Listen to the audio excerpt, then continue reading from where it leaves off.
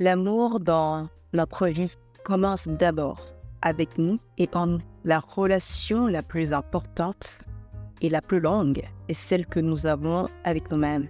D'où l'importance d'en prendre soin et de la valoriser plus que toute autre relation. Bonjour, mon nom est Jenny Delgou et j'aimerais vous parler de self-love, vous donner quelques tips qui vous permettront de développer cette compétence, si je peux l'appeler ainsi, qui vous permettra de jouir de votre vie, d'embellir votre vie et de vivre la vie que vous méritez. En premier point, j'aimerais vous parler d'abord de votre valeur, de connaître votre valeur. Qu'est-ce que vous pouvez dire de cette valeur-là? Qu'est-ce que vous apportez à ce monde? Quelle est votre valeur ajoutée? Quelles sont vos qualités? Quelles sont vos compétences? Quelles sont ces choses-là pour lesquelles la vie, le monde autour de vous a besoin de vous?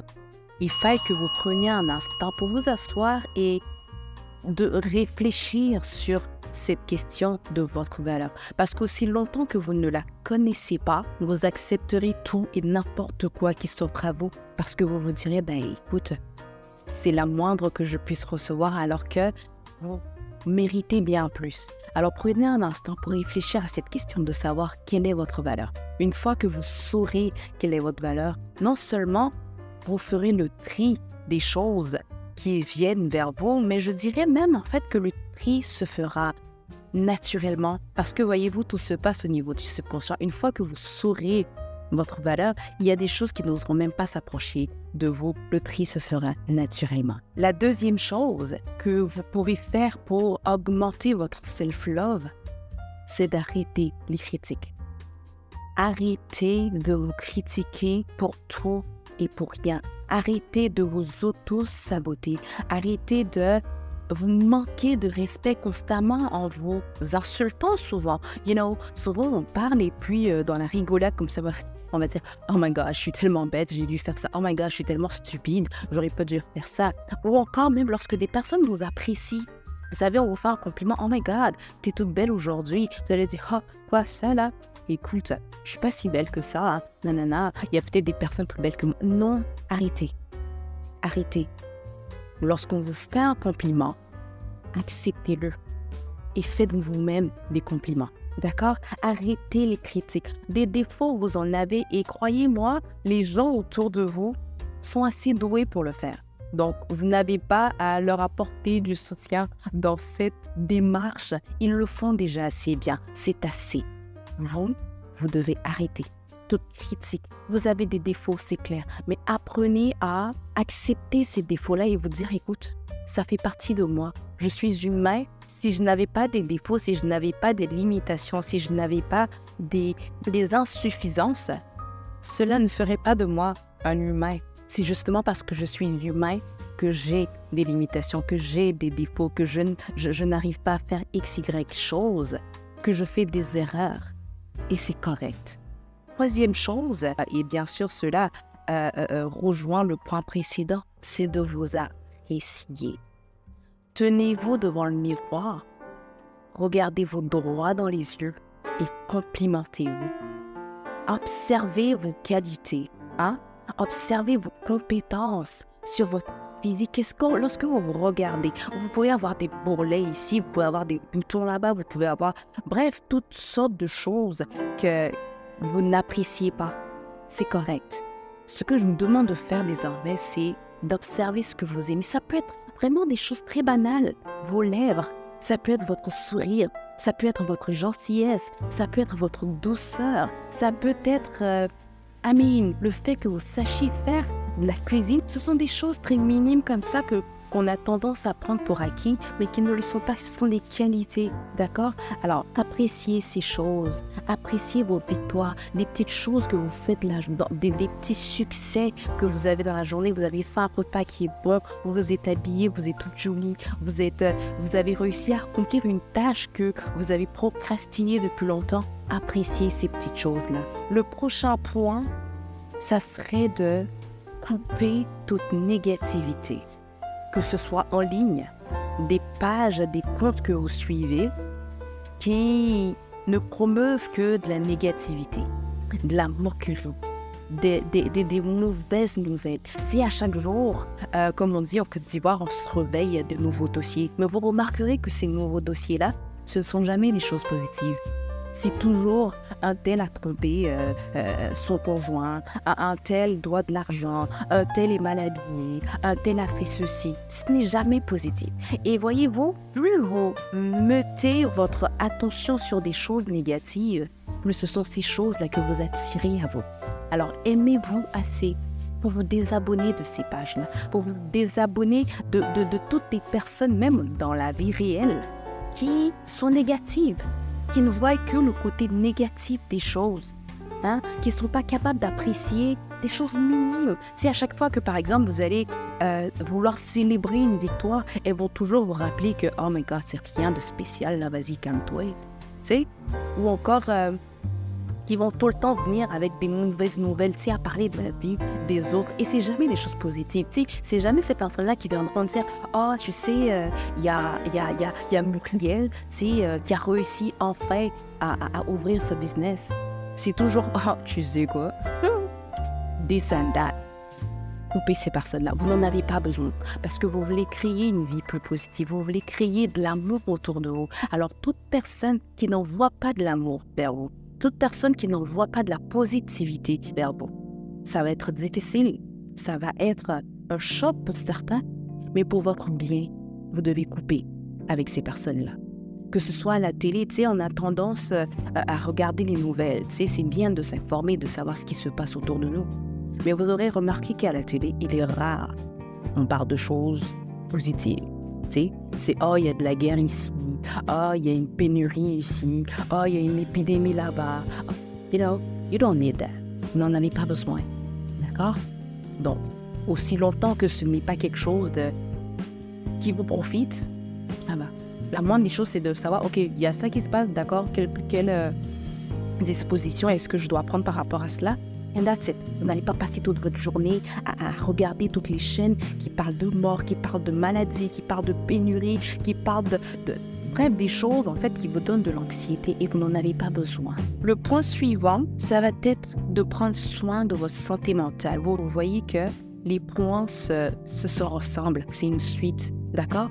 Prenez soin de votre santé mentale en éliminant toutes les choses qui ne vous font pas du bien. Des informations qui ne vous font pas du bien, d'accord? Essayez de réduire au maximum le stress, l'angoisse, toutes ces choses-là qui vous donnent de l'anxiété. Si vous travaillez, bien sûr, on s'entend que le stress est une chose que l'on ne peut pas totalement éradiquer de la surface de la Terre parce que, c'est la société dans laquelle on vit, mais essayez le plus possible de le diminuer, d'accord? Et prenez des pauses. Lorsque vous avez, par exemple, des challenges à surmonter et tout, lorsque c'est fini, prenez une pause, d'accord? Pour respirer un bon coup, d'accord? Et vous pouvez même aller plus loin, de vous renseigner, de vous informer sur la santé mentale. C'est un sujet qui est long, tu sais. Je pense qu'on en parlera dans une vidéo qui sera exclusivement dédiée à ce sujet-là. Mais pour aujourd'hui, tout ce que je pourrais vous dire, c'est déjà de commencer à vous informer, d'accord? Et si nécessaire, demandez de l'aide à ce niveau-là. Mais prenez soin de votre santé mentale parce qu'à la fin de la journée, si votre mental n'est pas au top, tout ce que vous ferez, le reste, là, vous ne serez pas productif. Vous ne sortirez pas le meilleur de vous-même. Notre point suivant, ça va être de prendre soin de votre corps. Écoutez, votre corps, c'est votre première habitation, d'accord? Votre corps, j'ai envie de dire, c'est le lieu le plus important parce qu'à la fin de la journée, même lorsque vous êtes dans une maison qui est propre, qui est bien rangée, qui est tout, si votre corps n'est pas en état, vous vous sentirez mal. Vous êtes d'accord avec moi que lorsque vous vous sentez malade, par exemple, même s'il y a de la beauté tout autour de vous, si votre corps n'est pas en bon état, il n'y a rien qui va du tout. D'accord? Bougez, faites du sport, mangez sainement, faites des soins, d'accord? Faites des soins de corps. Ayez une routine de soins où est-ce que vous prenez soin de votre corps, que ce soit en institut ou à la maison, ce qui est moins dispendieux. D'accord? Prenez le soin, ayez cette routine-là où est-ce que vous prenez soin de vos ongles, de vos cheveux, de votre peau, de vos orteils, bref, manicure, pédicure, à domicile. Apprenez de nouvelles techniques. Trouvez le moyen de faire des DIY, de produits par exemple qui sont peut-être coûteux, que vous pouvez faire à la maison pour prendre soin de votre corps. Faites des gommages, faites des massages, prenez un bain chaud. Il fait chaud ici. Prenez un bain qui vous fait du bien. Tout simplement, d'accord? Prenez soin de votre corps, c'est ça le point. Investissez en vous. Vous voyez, tout ce dont vous avez besoin, toutes les informations dont vous avez besoin se trouvent soit dans une vidéo en ligne, dans un livre, dans une formation en ligne ou en présentiel. Apprenez chaque jour. Apprenez des choses qui vous permettront de bonifier votre vie. Ne passez pas une journée sans apprendre une nouvelle compétence, ou même de perfectionner les compétences que vous reconnaissez déjà. Investissez en vous. Vous êtes la personne la plus importante de votre vie. Vous naissez seul ou vous mourrez seul. Alors, prenez soin de vous. Investissez en vous. Votre vie mérite toute votre attention. Votre vie mérite que vous en preniez soin. Vous ne pouvez pas finir votre vie en étant la même personne. C'est pas possible. Explorez de nouvelles choses. Bref, investissez en vous, tout simplement. Mon point suivant, ça va être d'arrêter de vous faire peur. Alors, les pensées intrusives, et je fais un coucou à mes collègues overthinkers. Pour ceux qui ne savent pas, les overthinkers, c'est le fait de ceux-là qui pensent beaucoup, qui suranalysent les choses. Une petite affaire se passe et ils vont réfléchir sur la même affaire. Et je suis très bien placée pour savoir que dire « Oh, arrête de overthink », ça ne se fait pas du jour au lendemain, c'est difficile. Mais l'idée, c'est de prendre l'engagement, d'arrêter de vous faire peur. Et ici, par exemple, vous avez certainement déjà vécu cette situation-là. Mettons, votre conjoint ne vous appelle pas de la journée et vous imaginez les pires scénarios. « Oh my God, il est avec quelqu'un d'autre. Oh my God, il ne m'aime pas. » Ou encore votre boss vous convoque, vous imaginez déjà que la fin de la discussion se conclura par un licenciement. Ou encore, I don't know, vous écrivez à quelqu'un qui ne vous répond pas. « Ah, je suis cette personne-là, je la dérange et tout. » Non, apprenez à imaginer des scénarios plus positifs.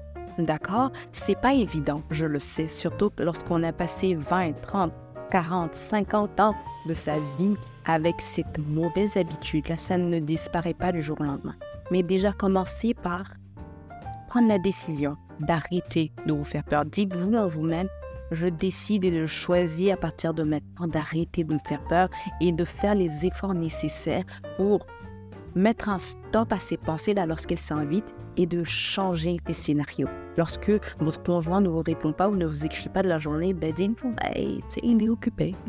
Il est occupé à travailler, il est dans des réunions, il fait des choses, I don't know. Donc arrêtez. Aimez-vous assez pour arrêter de vous faire peur avec des pensées. Notre imagination, elle est spéciale. Elle est capable de créer des choses. Quelqu'un a dit un jour, les problèmes ne sont plus graves que dans notre tête. Et c'est pas faux. Right? D'explorer vos passions. Qu'est-ce que vous aimez faire? J'ai une connaissance comme ça qui adore le sport, passionné de sport. Il l'a transformé en profession. Aujourd'hui, il est coach. Coach, moi, par exemple, je suis passionnée de mode, passionnée de couture, de création. J'aime créer. Je suis devenue styliste designer. Je me fais des robes de mariée, des robes de soirée. Je l'ai transformée en profession. D'accord? Donc, explorez les choses que vous aimez faire, que vous savez faire. Vous n'êtes même pas obligé de le transformer en profession, pas forcément.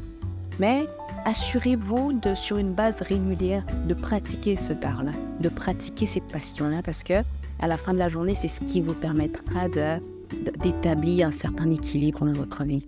Et mon dernier point, et pas le moindre, c'est de connecter avec le divin. Vous savez, j'ai entendu dire, alors j'aimerais préciser, que je n'ai pas vérifié l'information. C'est une information que j'ai vue sur Internet, que je n'ai pas encore vérifiée, donc je m'entends dire que c'est salé. J'ai entendu dire que la cause principale de mort des baleines est par noyade. Can you believe it? Par noyade. Parce qu'il se trouve en effet que les baleines sont des mammifères, mais qui vivent dans l'eau. D'où la nécessité, la vitalité pour eux de sortir à la surface pour se ressourcer, pour respirer l'air, parce que c'est de ce milieu-là qu'ils sont adaptés, tout simplement. Mais c'est pareil avec l'humain. Vous savez, l'humain est à 3 composantes. Il y a le corps, il y a l'âme et il y a l'esprit. Mais l'esprit est la partie principale de l'homme. C'est la partie qui gouverne, en fait, en majorité, l'humain. Et comme la baleine, il est essentiel pour nous de faire des pauses pour aller se ressourcer à notre source, qui, elle, est divine. Si on veut pouvoir survivre dans un environnement duquel nous sommes étrangers, il est primordial pour nous d'avoir cette connexion-là avec notre source, d'avoir cette connexion avec le divin. Ça n'a pas besoin d'être une religion, on n'avait pas besoin de pratiquer une religion en particulier. Ça peut être comment vous faites ce qui va avec vous. Et qu'importe le nom que vous mettez dessus, Dieu, Allah, Bouddha, l'univers, l'intelligence universelle, it doesn't matter. Aussi longtemps que vous êtes connecté à cette source-là qui vous permet de vous reconnecter à vous-même, qui vous permet de faire une pause de ce monde extérieur, de ce monde plein de stress et de tout ce que vous pouvez imaginer qui rend notre vie difficile. D'accord? De se ressourcer, parce que c'est de là, en fait, qu'on prend notre force. C'est de là qu'on prend l'inspiration. C'est de là que... c'est là qu'on se décharge, tout simplement. C'est un peu comme quand on finit toute une journée et que le soir, on rentre pour prendre une douche et tout, mais c'est pareil. Dans cette atmosphère divine, c'est là qu'on se ressource, c'est là qu'on se nettoie, c'est là que, on fait une sorte de vidange. C'est là qu'on va prendre du carburant pour notre vie. Alright? Alors, j'espère que ces quelques points vous ont été utiles. Laissez-moi en commentaire vos avis, ces choses que vous pratiquez vous-même ou que vous avez l'intention de commencer à pratiquer justement pour améliorer votre vie. Et je vous dis à la prochaine. D'ici là, prenez soin de vous. Je vous aime très, très, très, très fort. Bye!